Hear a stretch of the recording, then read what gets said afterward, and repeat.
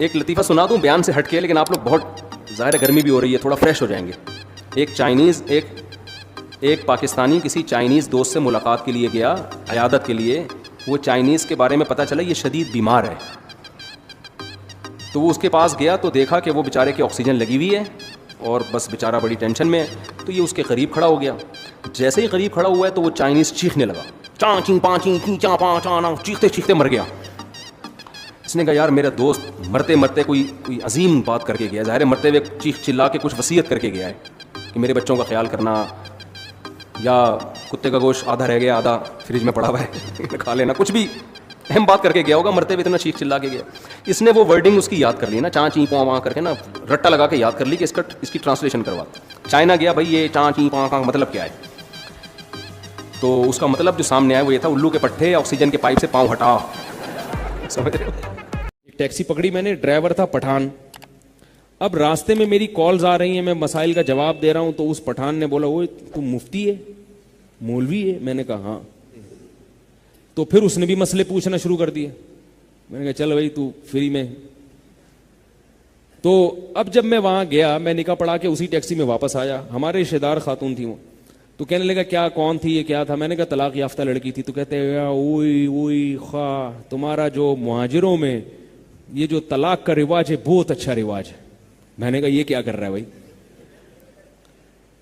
वरना तो कहता है कि तुम्हारे मुहाजिरों में जो तलाक का रिवाज है ये बहुत गंदा रिवाज है, ये कहना चाहिए था ना। लेकिन दोबारा शादी। मैंने कहा क्यों?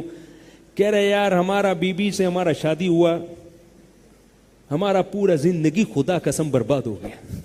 ठीक है ना, हमको वो पसंद आता है ना उसको हम पसंद आता है, सारा जिंदगी हमारा बर्बाद हो गया यार। वो है ना, एक लखनऊ का आया, लखनऊ के लोग बड़े उर्दू खानदानी होती है ना, वो आया कराची में या कहीं पंजाब में गया, पंजाब में तो वहां केले बिक रहे थे।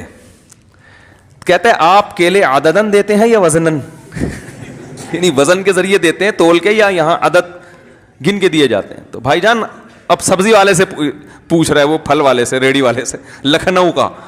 कह रहे आपके यहां केले अददन बिकते हैं या वजनन? उसको क्या समझ? कह रहे पता नहीं, अददन वजन दनादन बिकते हैं, दनादन ले लो वरना निकलो यहां से।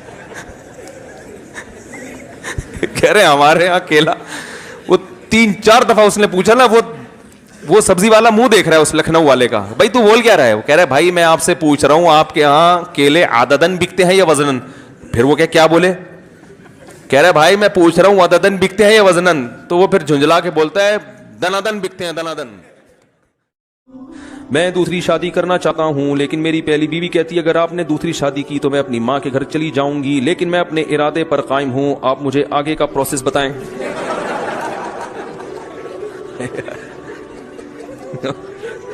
दूसरी बात यह कि आप मुझे अपना नंबर और जो शादियां कराते हैं उनका भी नंबर दे दें। जो शादियां कराते हैं उनका तो नंबर यहां बोर्ड पे लिखा हुआ है, अपना नंबर तो मेरे को फायदा नहीं है, मैं फोन बहुत कम उठाता हूं। बाकी भाई अगर बेगम घर चली जाएगी तो मनाओ उसको। भाई ये तो होगा, ये तो पेड़े खा के थोड़ी मतलब सब कर रहे होते, तो मनाओ उसको किसी तरीके से, वो घर ना जाए। ऐसी चुड़ैल से कर लो कि जब बीवी को वो दिखाओ तो बोलेगी, वो खुश हो जाए कि चलो इसको देख के इसके दिल में मेरी कदर होगी। ये भी एक तरीका होता है दूसरी शादी को, लेकिन फिर बोल करें क्यों, फिर इतनी टेंशन क्यों?